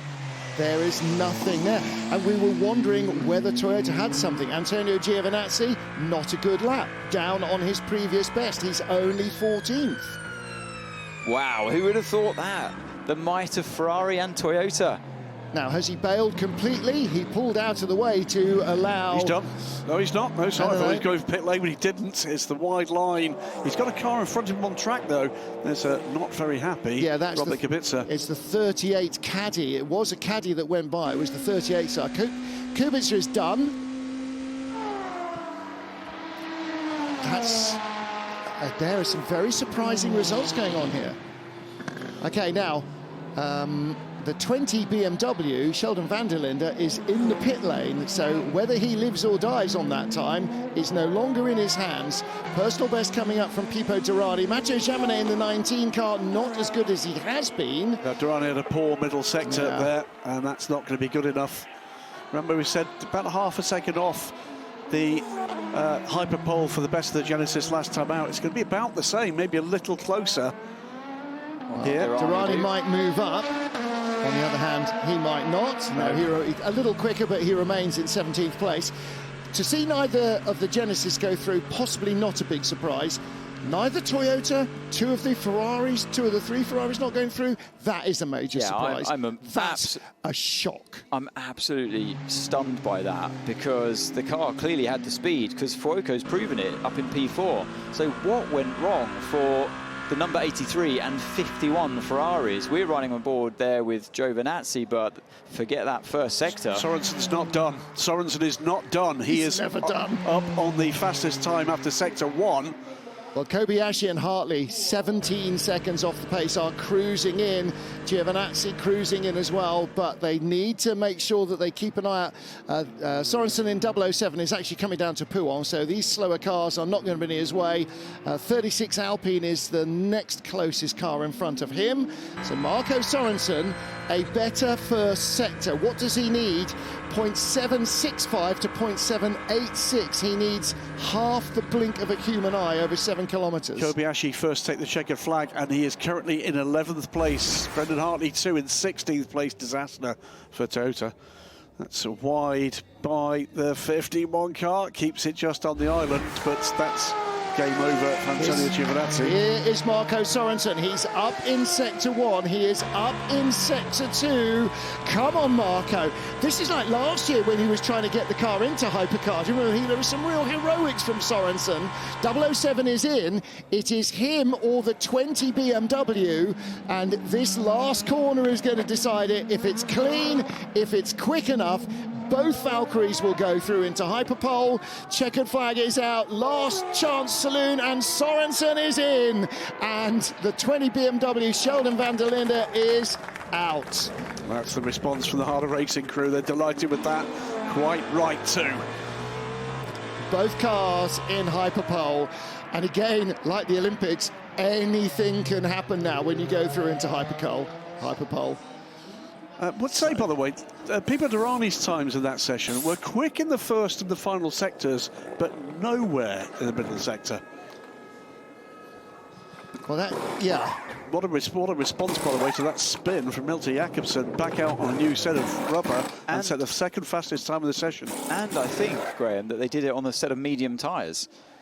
I wondered if that's why, you see the Toyota there on the medium tyres, I wonder if that's why they fell foul there, because, like, the Aston Martins, for example, were all on the soft tyre to get out of the elimination zone. Well, I am in the Toyota garage next to Sepp Buemi, driver of the number 8. We just saw your teammate coming out of the car. Not a great qualifying. And you were saying last time, because we're in Imola, you won the race. And you said, let's wait and see what happens to the next race. Why were you expecting something bad already? I mean, it's always difficult to predict. Of course, we did hope for a better qualifying, clearly. I mean, we've seen throughout the whole weekend that we were clearly a bit too slow. We're working hard on it, but, you know, Spa is a totally different track to Imola, so hopefully a bit disappointed with this starting great position, but tomorrow is a long race, and I think we have a much better car in the race than we have in qualifying, so let's see what we can do. But, yeah, we did expect a bit better. Is there anything similar between Spa and Le Mans? Normally, yes. Obviously, we do hope that we will have a more competitive car in Le Mans. But, you know, the weekend is not over. I think tomorrow is a long race. So we'll first wait for the race and then come to conclusion. But, yeah, today we obviously can't be really happy with that. Thank you for your time. Good luck for tomorrow. There are all sorts of similarities, but all sorts of differences, obviously, between here and Le Mans. There's the top 10 that go through. Both Alpine, both Peugeot, one Singleton Ferrari, one BMW, two Caddies, and two Aston Martin Valkyries. So you can see who the teams who have got their ducks in a row are, can't you? Both of our French outfits, Cadillac and Aston Martin. But for Ferrari, a catastrophe. I mean, that's a disaster. And for Toyota. Could it be more different than what we saw last time out in Imola? An absolute turnaround in form. There we go with the drop zone. Or in free practice, where Ferrari were right at the top of the pile. But look at the gaps. That's the difference between being through and not. Under 300 a second for the second car in the drop zone. I mean, and that's the thing. As this formula of Hypercar evolves. We're now 5 years in from its debut. It is getting harder and harder and harder, Anthony, to make any kind of a difference. And so it's now down to operating efficiency. And you've got to say that being able to, as we saw in Imola, Toyota bring in their, Peugeot bring in their tyres really well. And that's great in qualifying, but they do burn them up a lot in the race. Yeah, it does seem to be a bit of a qualifying car at this point, and just riding on board with Stoffel Vandoorne as we were when I commented at it, how pointy the car was, leaving the rear behind every time he tried to turn into a high-speed corner. That really isn't your friend in the race. So you can get away with it in qualifying, but to drive a 6-hour race with a car like that around the track like this, that's for me, that starts to ring a few alarm bells. And we saw in Imola, didn't we, a very different track to this, where you maybe can get away with even more so a car balanced like that. They still dropped down, way down the field as the race progressed there. I'm really intrigued to see how Toyota... I'm looking forward to the race even more now, actually, because we've got 2 Toyotas and 2 Ferraris outside the elimination, or not making it through to Hyperpole. I think we're going to be looking at quite a bit of overtaking tomorrow. That onboard with Vandoorne just rang all sorts of... We're on board a Valkyrie last year, onboards. Busy hands is never a good thing in a racing car. Rally cars, yes. Racing cars tend not to like. Well, especially tyres don't like going sideways. Especially a circuit like this, you need a nice, what I describe as a progressive balance. So you turn in and you get more as you turn in more. That's the kind of balance is the dream car to have, but you don't want it the absolute opposite way around. That's what it looked like for Stoffel, who he worked the steering wheel very well and held his nerve through those high-speed corners. We weren't riding on board through Eau Rouge, Raidillon and Eau Rouge, so that, I think, would have been even more of a white-knuckle ride for them. But let's see what they can do here. If they can get their laps right here, with everyone now on the medium tyres, I think they've got a chance for pole here. You can hold your breath for 2 minutes and 16 seconds. You can't do it for a double stint. Exactly. That is just the fact of it. And you know. Well, it's more what it does to the tyres as well. Yeah. You know, you're just going to completely destroy, particularly the rear tyres, and we don't know if they can rework the balance for tomorrow. But yeah, look at that. Just one Ferrari tries to nose their way into the line there. you keep waving that flag, sir. Well, it's a bit different, isn't it? Just the one fan, different from Imola. Exactly. Yeah, probably not just the one, but yeah, one Ferrari in it. But again, you can only put one Ferrari on pole. Good point.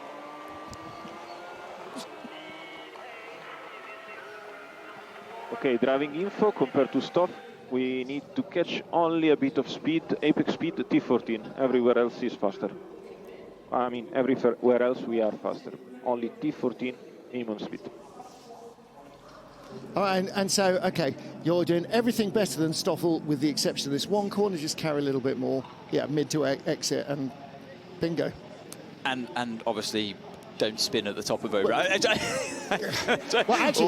here, apart from the time loss, now there's a question: can you come back in and ask for a second set of tyres? I think in the Hyperpole you can't. Because it's that's not part of your allocation for the weekend. It's a separate tyre. Let's hear from Cadillac. I think it's time to roll the dice, no? Yeah. You did a really good job, Will. So, just have to do it again, Rich. Now we're in the top 10. Now it's full push.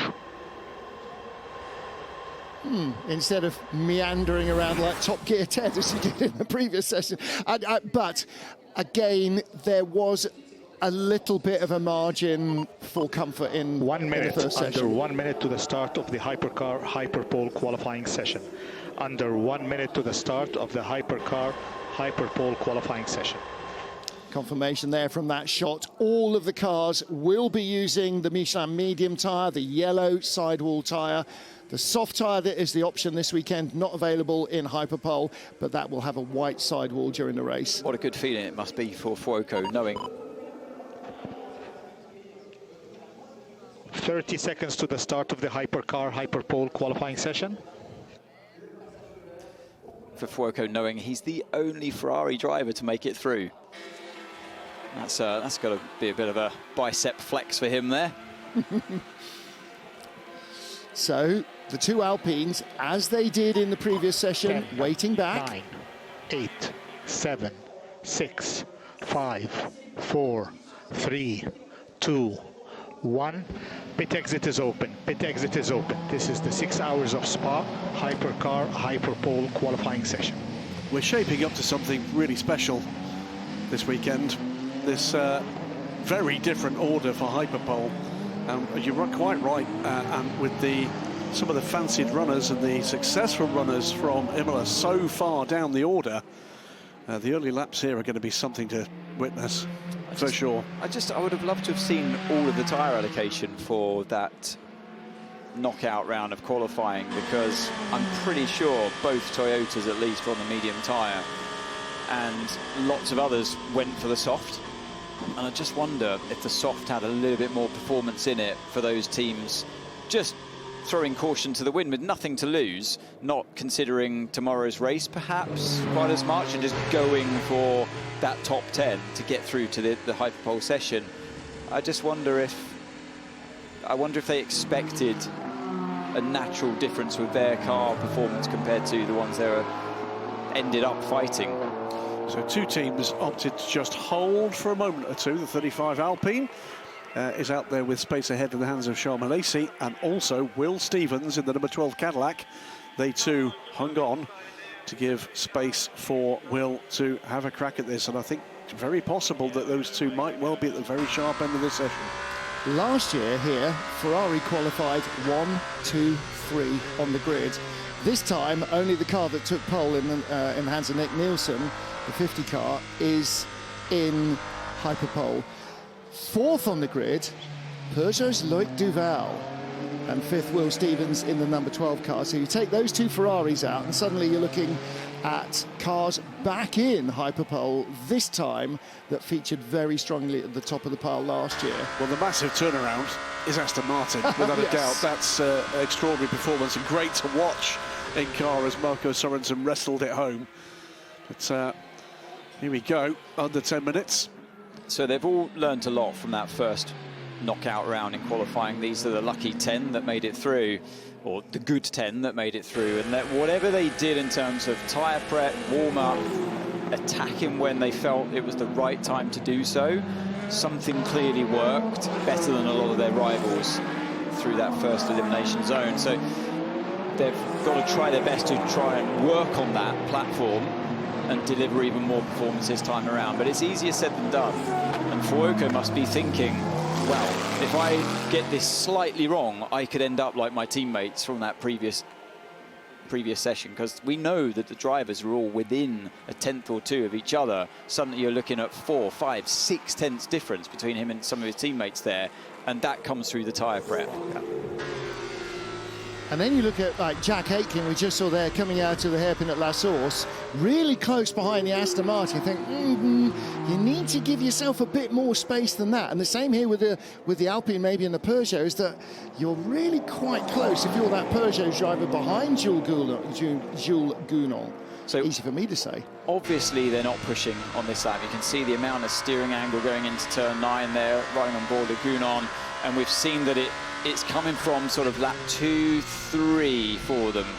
So this lap is very much a prep lap, so that's why we're not really talking about sector times, and we won't really be mentioning the actual lap time when they come round to start the next lap. So what's going on here is not scrubbing the surface of the tyre too much, but trying to build the bulk temperature of the tyre, and that's helped by the brakes that you've heated up from the previous session. That bleeds through into the air inside the tyre, heats that up. So this is usually you get a slightly different tyre warm-up process in the second round compared to how it was before.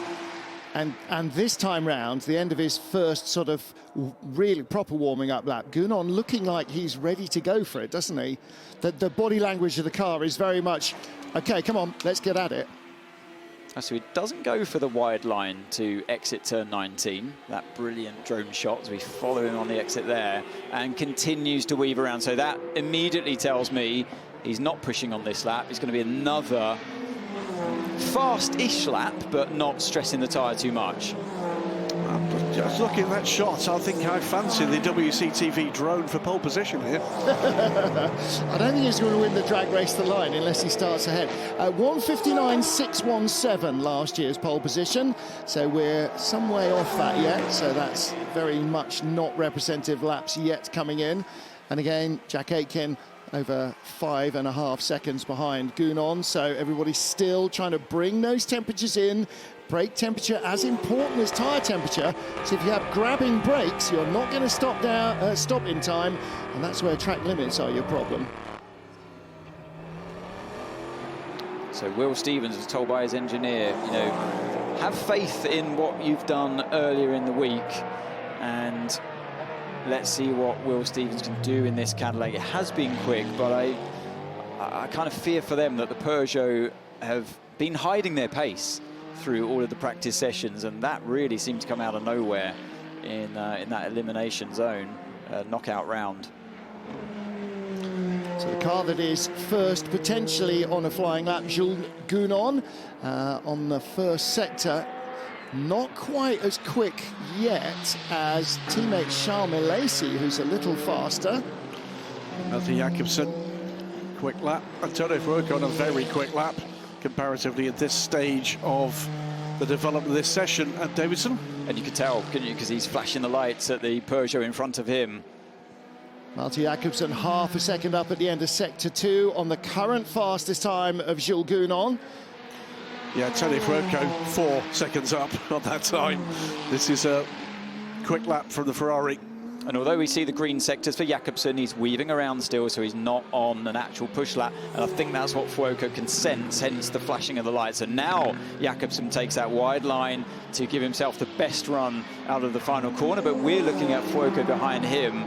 And as he comes up to the line, no, not quite enough. Still only a 2:03. He goes fastest for now, but that is that lap will get beaten. That's the first actual lap, really, isn't it? And even so, might still be as much as 3 seconds off pole position. Charles Milesi, though, quicker than the Ferrari on this lap. 2 purple sectors. It's tense in those 2 sectors in it, but what is going to be the gap at the end of this lap? 5 minutes to go. That's a good lap by Milesi there. Yeah, I thought he was going to break the 2-minute barrier there, but 2:07. Yeah, a really fast final sector as well for the Alpine driver. What can his teammate do? As we ride on board now through turn 8, a little bit wide for Gounon. Good first sector, better than his previous best, but not as good as Milesi's. Malte Jakobsen in the Peugeot with a purple sector in Sector 1. Yeah, it's heating up now. Jules Gounon 4th, but gunning for better. Malte Jakobsen, much the same, quicker than Gounon at this stage of the lap. Fuoco pushing for pole 2. They're all going to come across the line behind Jules Gounon in a big rush. Don't forget, he was the first to really set a lap. So kind of first man out of the pit lane, watching the Alpine team watching. Just coming up to the end of the second sector now. Eyes to the bottom left of your screen. It's a personal best for him, but he's 2.5 tenths away from his teammate. But that would put him second ahead of Antonio Fuoco if he doesn't lose more ground. Jakobsen just behind him on track, and it's around about the same kind of pace. This will be close between these two. Yeah, there's other quick cars behind this group. We're watching Jules Gounon, coming down towards the end of this lap. Where's he going to be? 4th at the moment. Quicker than the Ferrari, second place across the line potentially for Gounon, 1600s back, second across the line in the purple final sector. Jakobsen was very close to that as well. Needs to improve on Gounon's final sector and does, 78 thousandths in front. What about Fuoco though? 4 tenths back. 4th place, Dries van Toor, the BMW, out to the final couple of corners. Across the line, 6 tenths back, stays in 5th. Yeah, so Fuoco hasn't got an answer yet. Wow, Will Stevens is coming quickly, but Stoffel Van Dorn just moved up to 5th. Wasn't quite enough for Fuoco, was it? He was the main one that can challenge the Peugeots and the Alpines, but now we can look at Will Stevens as he comes up to the final chicane. So he's 10th at the moment. Marco Sorensen's 009 Aston just went 4th quickest.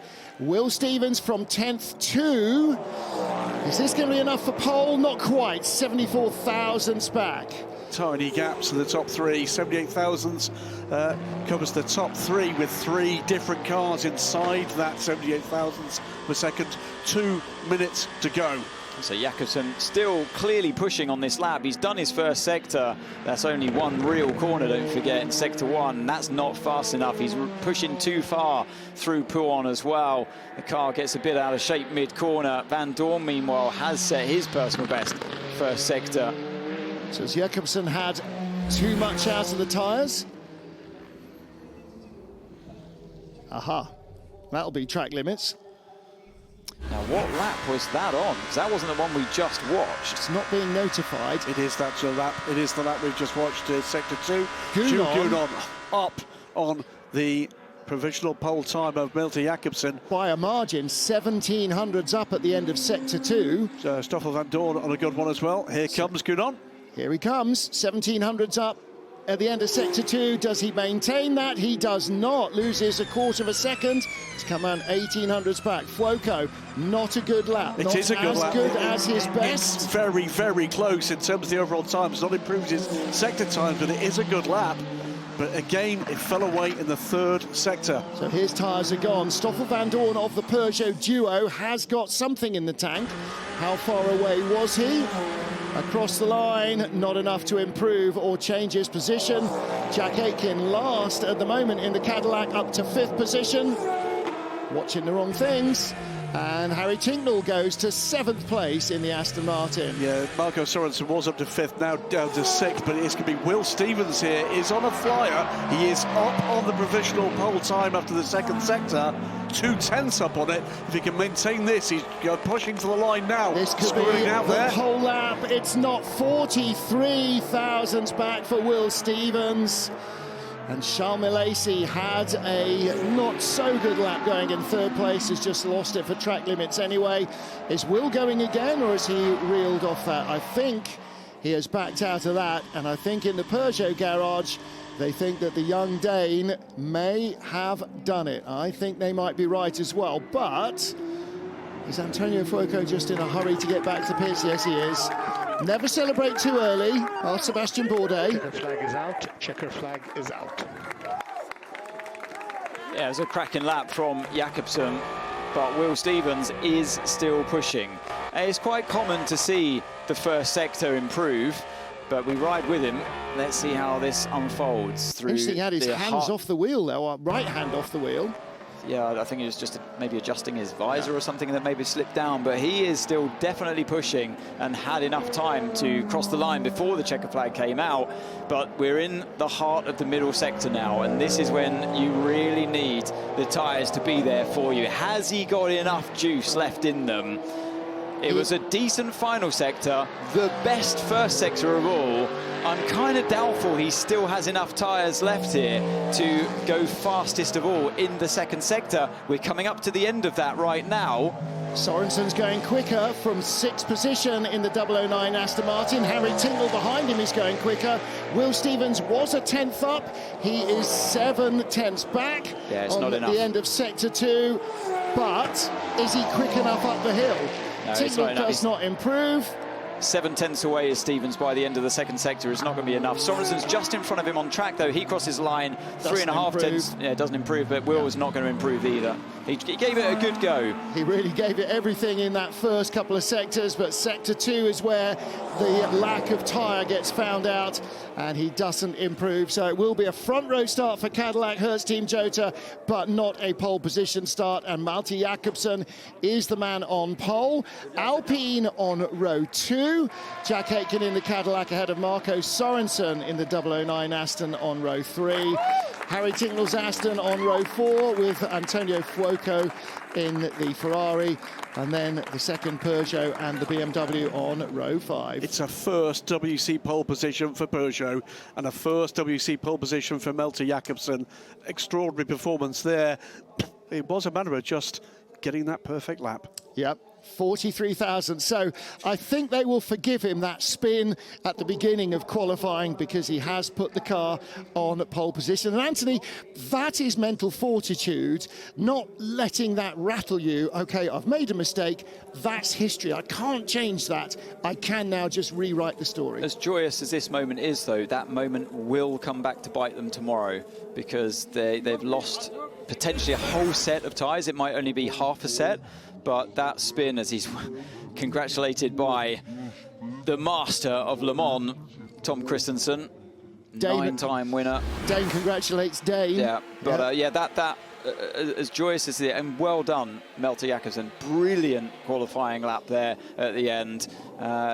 Way ahead of his teammate as well in the same machinery of Stoffel van Dorn, over half a second clear, in fact. So a brilliant day, well, not day, a brilliant moment there.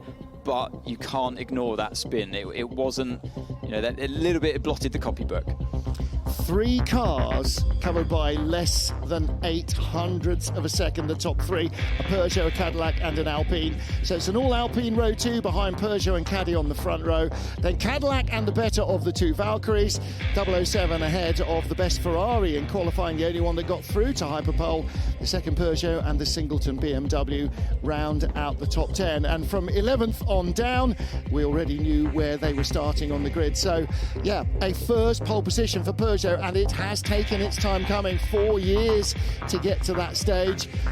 Malte Jakobsen, the man who did it. But as Anthony says, that set of tyres will have to probably double stint somewhere in the race, and they're not going to be brilliant to start with. So all the required checks straight after that pole position underway.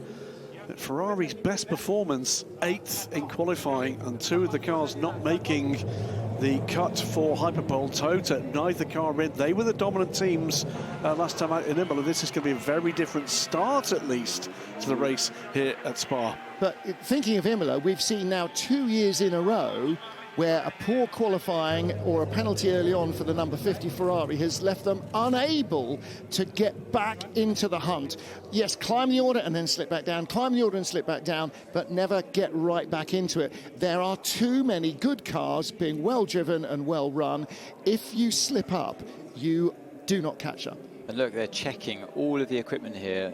The FIA doing the checks, so the drivers have to wear not only the protective fire suit and fire protective gloves. You need to wear all of the correct attire, all of the correct labels and FIA safety holograms that the manufacturers have to adhere to as well in the clothing. So that's what this check is going on right now. So well done, Melter. It's very easy to get a bit sloppy as a driver and not put the right socks on. They don't always feel that comfortable. You know, you're not allowed to wear jewellery in Formula One, for example. You don't want to slip up there. So yeah, that's what this check is right now. All the equipment has to be in spot check. It's just and that it's spot not check. always the same items that are checked.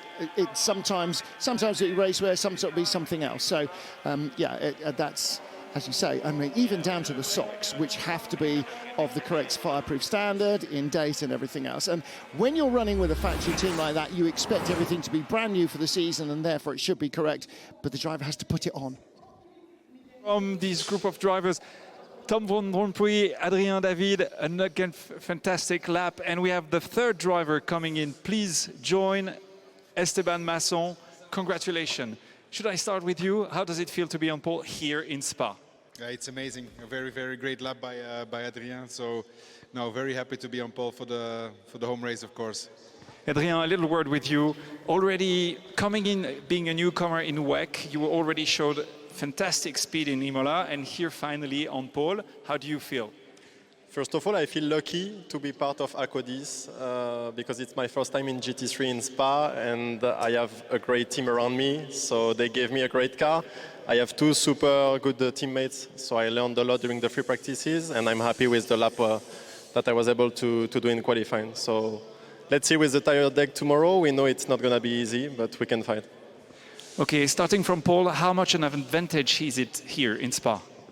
Yeah, for sure it's the best place to be. I know Tom will do a great job, Adrien as well. I'm very happy about today.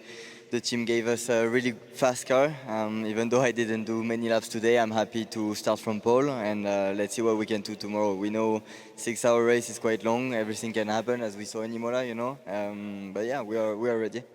Okay, talking about a Tom, there's another Tom that's coming, and you're going to feel even more lucky because the medals that are coming together are going to be given to you and awarded to you by Mr. Le Mans, 9 times winner.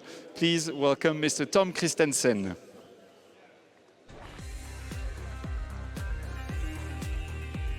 That's it, Tom Van Rompuy. This is the first step into the weekend.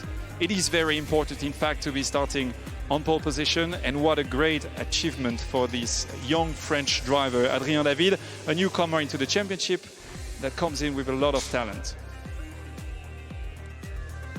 A great moment for a picture.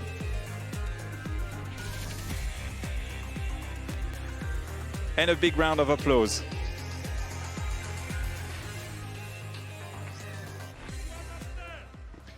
Thank you so much, gentlemen.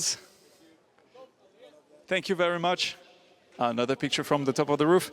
And I think we're about to welcome the hypercar drivers. Yes, please. Thank you very much and congratulations. Hypercar drivers are coming in right now. Hyperpole, the Peugeot drivers, please come in, and a big round of applause for Malte Jacobsen, who's being congratulated by the GT3 drivers. Malte, please join in. Congratulations. Thank you. Please take a position here, joined in by Théo Pourchaire and Loïc Duval. So new blood and experience, may I say. Can you please move forward just a little bit on the line, please? Thank you, gentlemen. The first word for you, Loïc. How does it feel to be on pole here in Spa, where you won in the past with another brand? It must be great. Yeah, I mean, it feels, to be honest, a little bit unexpected. I think we have to highlight the job that has been done by the team, but also, and especially by Malte. He's been impressive in Imola in qualifying again today. I don't know where the lap time is coming from, to be honest. I will have the privilege to start on pole tomorrow. It's not going to be an easy race, but we have to be happy with that pole position, and congrats to the lap that he has done.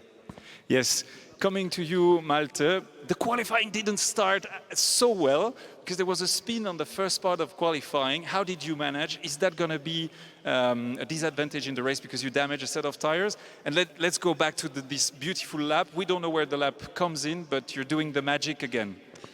Yeah, of course, it was definitely not the ideal start. It's not fun to go backwards up the Rouge.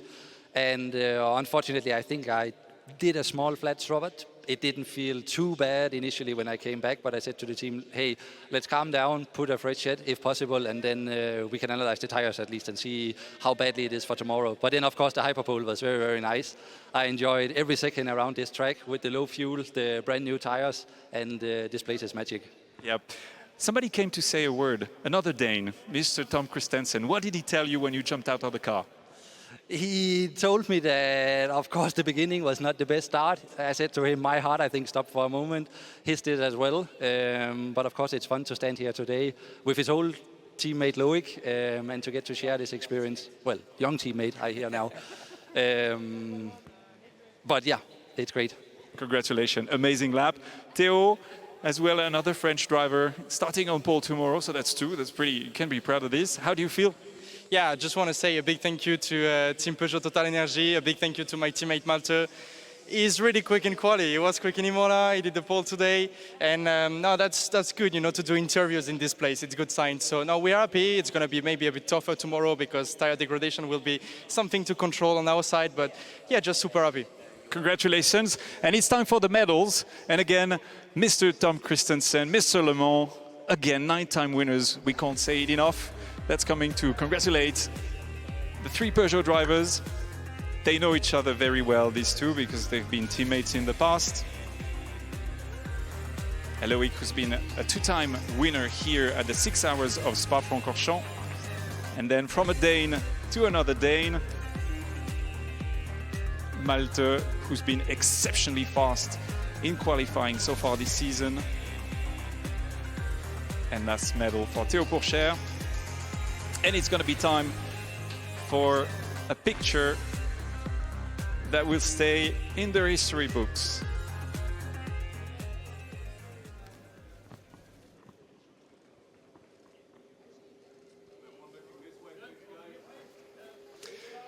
Well, that's it for now. Thank you so much for watching this qualifying here at the 6 hours of Spa-Francorchamps. We'll be live tomorrow at 1:30 CET before the green flag drops at 2 p.m. for the race, a race that promises to be fantastic here because of the Spa circuit. So be with us tomorrow. Thanks again for watching. Enjoy the rest of your evening. See you for the race.